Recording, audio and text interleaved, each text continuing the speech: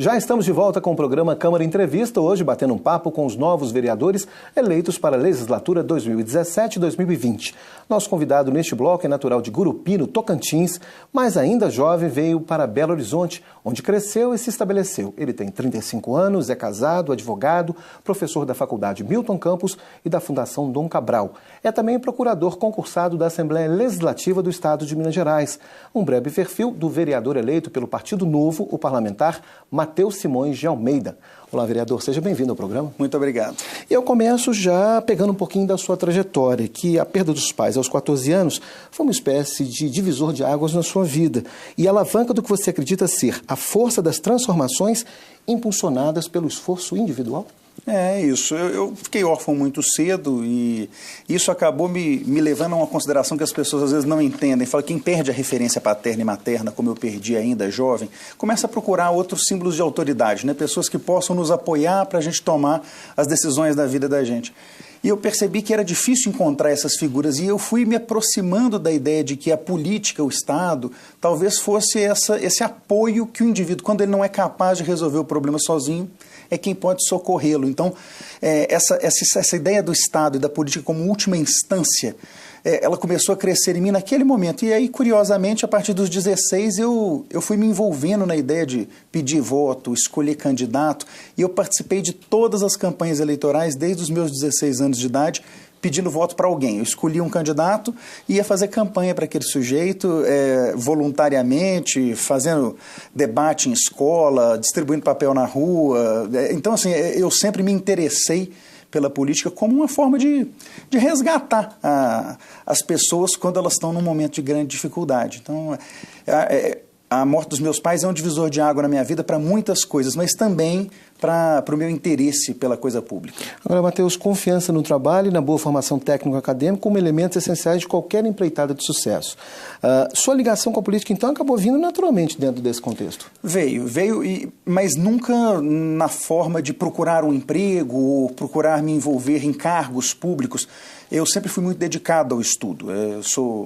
Com muito orgulho, sempre tentei ser o melhor aluno de todas as classes em que eu participei, desde muito jovem.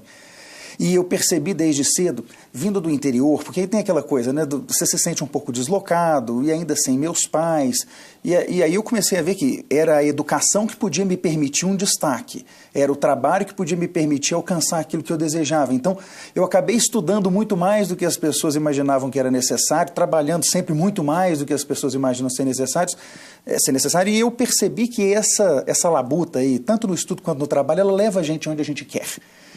Então, acabei chegando na política tardiamente, se a gente for pensar, porque sempre gostei de política, mas fui desenvolver a minha carreira profissional, a minha carreira acadêmica toda antes, acompanhando a evolução da política, até chegar a um ponto em que a minha vida profissional permitiu.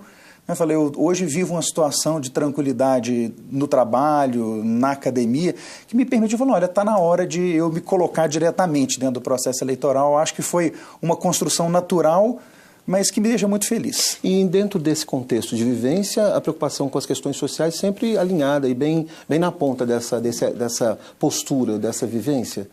A preocupação com o sofrimento individual, eu diria. Eu estudei no Colégio Santo Antônio, que Frei Hilário era meu diretor, e a gente fazia uns retiros espirituais quando eu era menino ainda, e ele ria porque ele dizia que eu era dos poucos alunos que começava a chorar antes de chegar no retiro e parava de chorar quando ia embora. Eu tive que ir me treinando com o tempo a sofrer um pouco menos com o desespero da vida dos outros. E é interessante porque eu falei que o último tapa que eu ganhei na cara da vida foi a perda dos meus pais. Depois disso, a vida tem sido muito justa comigo. Uhum. Mas eu sofro muito de perceber o tanto que a gente vive num lugar injusto, num lugar feio, se a gente for pensar no que o ser humano é capaz de realizar e o pouco que a gente realiza. Então, essa ideia de que nós precisamos tentar melhorar o espaço em que a gente vive, ela é uma ideia muito forte para mim. É uma espécie de inquietação. De inquietação e de dor. Eu falo que eu trabalho na busca de uma solução para esse incômodo meu. Eu sou muito incomodado, inclusive com o fato de que a gente se amorteceu. Eu pensava outro dia que eu pretendo ter filhos e quando eu puder sair com os meus filhos nas ruas, eu gostaria que eles percebessem o tanto que o sofrimento humano ainda é presente em torno de nós. e que isso fosse, que ele fosse capaz de se incomodar com isso, porque também me preocupa o fato de que a gente já nem se incomoda mais de perceber o desastre no entorno de nós. Agora, você já havia se candidatado a um cargo público em 2014, 8 mil votos na época só na capital mineira, se elegeu vereador e aí alcançou a eleição, cargo público, né, como representante do município, com 5.500 votos, pouco mais que isso. É isso. Eu, na verdade, na passagem de 2012 para 2013, disse para minha mulher um dia de noite, perto da passagem de ano, falei para ela, Cristiana, eu quero te fazer uma proposta. Eu estou querendo mudar a nossa vida. E eu acho que ela achou que eu ia propor abrir uma empresa, ficar rico, né? E eu falei para ela, eu vou ser candidato. Eu acho que chegou o momento. Se não fosse o apoio dela, talvez eu não tivesse seguido adiante, porque eu falo que a família estar junto com a gente nesse momento é essencial. Foi uma eleição em 2014 desafiadora, eu planejei ter 10 mil votos, tive bem mais que isso, mas não era uma eleição com expectativa real de vitória, eu sabia disso, mas eu queria dar um recado. É possível ser eleito sem o tipo de política que é praticada no Brasil hoje em dia. E eu acho que a eleição desse ano prova isso, não é? Eu fui eleito e fui eleito fazendo a política do jeito que eu acredito que deve ser feita. A minha campanha foi uma campanha barata, as pessoas que votaram em mim são as pessoas que me conhecem ou quem conhece quem me conhece. Não teve nenhum daqueles votos de manada que a gente vê por aí, e eu acho que isso é o começo de uma mudança muito séria no formato político brasileiro. Eu não fui o único eleito dessa forma, a renovação de 23 cadeiras na casa mostra isso, mas eu sou muito feliz de fazer parte desse novo momento da política. Eu quero daqui a uns 50 anos poder dizer, quando as coisas mudaram lá atrás, eu de alguma forma fiz parte desse processo, fui candidato, fui vereador em Belo Horizonte, num começo de uma nova prática política. Os seus votos são, como é que eles são? São espalhados pela cidade, pulverizados ou tem um local específico? É curioso porque eu morei em vários lugares na capital e os meus votos acabaram se alastrando também pela cidade. A maior parte dos meus votos, curiosamente, tem ligação com os meus alunos. Então, quando eu pergunto para alguém, toda vez que alguém me para na rua e fala, eu votei em você, se eu não conheço a pessoa diretamente, eu falo, mas que mal lhe pergunte, quem pediu o voto? Por que você votou? E, normalmente, a referência é meu filho, meu irmão, meu amigo, foi seu aluno, é seu aluno. Então, aos meus vários, eu já tive quase 3 mil alunos, são esse contingente de pessoas que disse para as pessoas que valeria a pena ouvir as minhas propostas. Isso, obviamente, as redes sociais, eu sou muito ativo em redes sociais, tenho quase 90 mil seguidores no Facebook, isso ajuda também. Mas isso acabou levando os meus votos para várias regiões da cidade, eu não tive um ponto de concentração próprio. Talvez a região Centro-Sul concentre uma parte maior dos meus votos, mas talvez uma coincidência por fato de eu ter rodado, morando nessa região em vários bairros. Agora, um novo partido, um partido novo, né, que se posiciona alinhado com a visão de poder público, que precisa ser contido com reforço de liberdades econômicas, sem sacrifício das garantias democráticas, e associado aí a uma conduta política exemplar. Essa será a linha adotada aqui na Câmara para a transformação do atual cenário político no Legislativo Municipal também? O Novo é um projeto completamente diferente de política partidária do que nós conhecemos no Brasil. É um partido que foi fundado sem nenhum político profissional, é um partido que participou das suas primeiras eleições sem nenhum político detentor de mandatos.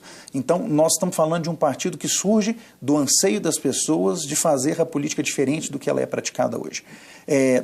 Não tenham dúvida, eu vou praticar um mandato muito diferente.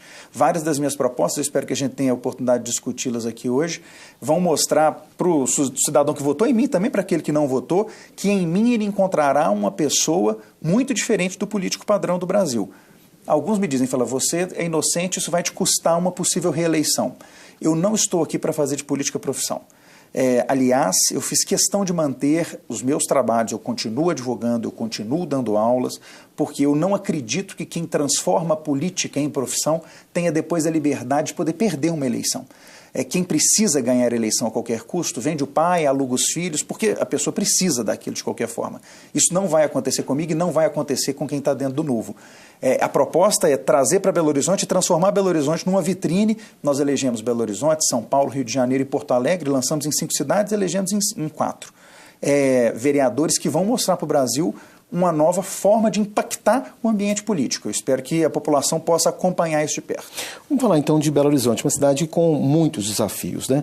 A vivência dos problemas no dia a dia, o conhecimento técnico relacionado aos desafios na prestação da qualidade dos serviços públicos será uma das suas propostas para atuar diretamente sobre algumas dessas ineficiências percebidas? Sem dúvida. As pessoas confundem o fato de eu ser um liberal com a ideia de que eu seria contra serviços públicos básicos, né? Na verdade, o liberalismo que eu defendo é exatamente aquele que diz que o Estado menor é capaz de prestar melhores serviços naquilo que é efetivamente essencial. Eu não considero que nós deveríamos ter gastos de publicidade no poder público. Eu não considero que a gente deveria ter a quantidade de cargos comissionados que nós temos no poder público. Mas eu considero que o nosso serviço de transporte urbano é muito ruim, que a saúde oferecida para o cidadão é muito ruim, que a sensação de insegurança é intolerável numa cidade como Belo Horizonte. E todas essas questões precisam ser endereçadas. Para isso, nós precisamos diminuir o tamanho do Estado para que sobre algum dinheiro para aquilo que o Estado devia estar fazendo e não faz hoje. Estado, hábito de advogado, né? Estado, União, município, Estado no sentido de ente. Então, eu acredito efetivamente numa prestação de serviço público mais eficiente e vão me ver sempre batendo por diminuir despesas, cortar custos para que sobre dinheiro para aquilo que a população precisa. Deixa eu pegar um outro ponto aqui. Você afirma que a cidade tem empobrecido, o trânsito é caótico e a educação pública fundamental e que não se compara com a privada. Sem falar na segurança que se tornou a principal preocupação dos belo-horizontinos, que aliás foi alvo muito batido nas campanhas. Vamos falar um pouco das bandeiras que você pretende defender na sua legislatura de um modo mais macro. Quais são essas bandeiras? Eu dividiria a atuação que eu pretendo ter no mandato em dois grandes grupos. Aquilo que eu chamo de responsabilidade na política e a minha própria conduta como parlamentar pode parecer uma coisa menor, mas no momento em que a gente vive a crise institucional que se instalou no Brasil nos últimos anos, é importante que pessoas tenham a altivez de praticar um mandato legislativo diferente, sem troca de favores, sem acordos escondidos, sem desperdícios. Então, nessa linha, vão enxergar um gabinete meu muito mais enxuto do que o dos meus colegas, com apenas 6 pessoas ao invés de 16, como vários vão ter, sem os carros, porque eu recusei os 2 carros. Então, assim, uma ideia de que é possível trabalhar tão eficientemente quanto os meus colegas, gastando muito menos. Ao lado disso, eu chamo de qualidade de vida para as pessoas uma série de propostas que têm por foco educação, segurança, geração de riqueza, porque essa questão do Belo Horizonte estar empobrecendo é uma situação verdadeira, assim, a gente percebe isso no dia a dia, e essas questões reunidas vão, eu tenho certeza, contaminar os meus colegas. Eu trago propostas que vão ser capazes de despertar interesse de vários outros vereadores, porque uma dúvida que é colocada, falar, você é um só pelo Novo, você não tem uma bancada grande, como é que você vai conseguir aprovar medidas dentro de Belo Horizonte? Eu chamo sempre a atenção das pessoas para 2 coisas. Primeiro, com talvez alguma rara exceção, eu não acredito que alguém se eleja vereador para trabalhar contra a cidade. Então, no momento em que a proposta for boa e ela for apresentada com cuidado técnico, eu tenho certeza que vários vereadores vão aderir a ela. E mais do que isso, o prefeito vai precisar economizar dinheiro. E todas as propostas que eu trago têm um ponto em comum. Elas vão fazer com que Belo Horizonte custe menos para o poder público para poder entregar um pouco mais para a população. Eu acho que essa reunião dessas 2 coisas fazem com que essas propostas venham a ser abraçadas pelo Executivo e pelos meus colegas aqui dentro da Câmara. Agora, vereador, deixa eu pegar uma fala sua no início dessa entrevista em que você disse que morou por vários bairros de Belo Horizonte. Conhece as coisas boas, as dificuldades, as carências, as marginalizações e os dramas vividos pelas famílias. De que forma essa bagagem que você traz, você pode transformá-la, como transformar essas dificuldades identificadas e quais são essas dificuldades e como transformá-las em políticas públicas para que a cidade tenha uma melhor qualidade de vida? Me preocupa muito uma ideia que se instalou há alguns anos no Brasil de que político é autoridade e não servidor público.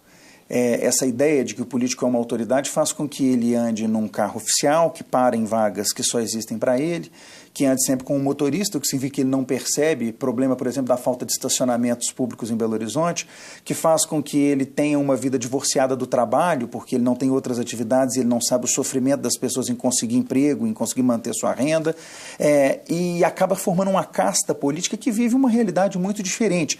Eu até brinco que quando a gente vê propaganda oficial na televisão, a gente acha que aquele mundo não existe. Na verdade, quem fez aquela publicidade vive aquele mundo. Infelizmente, o resto das pessoas é que não vivem. A minha ideia é de continuar em contato com essas pessoas, com as pessoas que trabalham comigo, que estudam comigo, com os bairros da cidade, para que a gente possa sentir, eu falo a gente, nós todos possamos sentir as dificuldades da cidade. Eu não acredito em soluções que são construídas a partir do outro. Eu acho que enquanto nós não nos responsabilizarmos pelos problemas, nós não vamos ser capazes de resolvê-los. E isso eu pratico no dia a dia, tanto é que todas as propostas que eu apresentei durante a campanha e que agora estão sendo reestruturadas para o mandato, foram formadas não por mim, mas por um conjunto de pessoas que são quinzenalmente convidadas a se reunir comigo. É uma reunião aberta. Nós já tivemos mais de 300 pessoas diferentes passando por essa reunião, que sempre tem entre 20 e 30 pessoas sentadas à mesa. São pessoas que me conhecem, que não me conhecem, que conhecem quem me conhece, de vez em quando chegam e falam, olha, eu não sei, eu posso assistir a reunião, as reuniões são abertas, porque eu acredito que as soluções vêm das pessoas. Os vereadores são porta-vozes, eles são representantes, literalmente, dessas vontades, mas toda vez que o Estado, que o governo, tenta dar uma solução para o problema do indivíduo, ele atrapalha um pouco mais a vida do indivíduo. Veja aí a questão do FGTS que está sendo discutida agora, né? Alguém me disse esses dias, fala, mas o FGTS é um direito do trabalhador. Eu falei, eu também acho, eu preferia só receber o meu, ao invés de o Estado, do governo federal, pegar ele e guardar esse dinheiro, me pagando menos do que a inflação por ano de correção. Veja, o Estado interfere, o governo interfere, ele atrapalha a nossa vida. Então, eu tenho muito firme que conhecer a cidade é importante, mas mais do que isso, ouvir as pessoas é importante para que a solução que a gente apresente aqui dentro da Câmara seja a solução que as pessoas querem e não aquela que a gente imaginou que possa ser boa. E essa prática você identifica como uma forma também de trazer as pessoas de volta à vida pública e participantes ativas desse processo, já que a gente percebeu nas últimas eleições um certo distanciamento do eleitor em relação à política brasileira? Eu percebo nessa última eleição, especialmente essa agora de 16, uma raiva muito grande do eleitor em relação ao político, mas até acredito que ele se aproximou da coisa política e da coisa pública. Ele percebeu que quando ele fica de costas para a política, as coisas acontecem lá do mesmo jeito e ele é só vítima desse processo. Então, esse engajamento já começou. As pessoas irem para a rua, a gente não gosta de reconhecer, mas essa é uma forma de engajamento, uma forma muito poderosa de engajamento. Eu acho que é isso que nós precisamos. As casas parlamentares precisam perceber que elas não são mais autocracias que governam por si mesmas, elas respondem a um público que está cada vez mais exigente e que tem direito e dever de participar. Chamar essas pessoas para esse ambiente é muito importante. Para isso, inclusive, eu e um grupo de vereadores apresentamos essa semana uma carta de preceitos e um dos itens que a gente lista lá é que as audiências públicas precisam começar a respeitar a oitiva do indivíduo. Porque o que a gente vê nas audiências públicas hoje em dia é o vereador falando, um secretário de governo falando, e depois eles vão embora. E quando a população tem acesso ao microfone, mal tem quem registre o que foi dito. E depois nenhum retorno é dado para quem esteve naquela audiência pública a respeito do que está acontecendo. Esse é o estado de coisas que nós vivemos no Brasil hoje, em que o cidadão é tratado na política como um detalhe. Ele precisa ser trazido de volta para o foco e, nesse momento, ele vai se reinteressar pela política. Ele vai voltar a perceber que, quando ele participa, ele tem resultados melhores. Vereador, nós estamos nos instantes finais dessa entrevista e os minutos finais eu quero dedicar ao senhor para que o senhor, então, possa conversar com o cidadão de Belo Horizonte para que ele possa saber o que poderá esperar do vereador Matheus Simões para essa legislatura 2017-2020. Fique à vontade. Obrigado, Jacques. Queria falar com você, então, que tem a oportunidade de assistir esse programa hoje, para dizer que conte comigo para um trabalho diferente. Aqueles que acreditam que a política se faz dentro dos gabinetes vão ter uma surpresa muito grande com a forma como eu pretendo tratar esse mandato, dando publicidade a tudo que é discutido comigo nos gabinetes. Quem me procura vai ter sempre a grata ou ingrata surpresa de saber que, na sequência, o que me foi dito foi publicado nas redes sociais. Esse espaço de barganha, que hoje em dia é muito comum na política pública, não vai encontrar respaldo no meu gabinete. E tudo que eu puder fazer para reduzir o tamanho da máquina pública e fazer com que, com isso, haja mais dinheiro para entregar o serviço que a população precisa, eu vou fazer.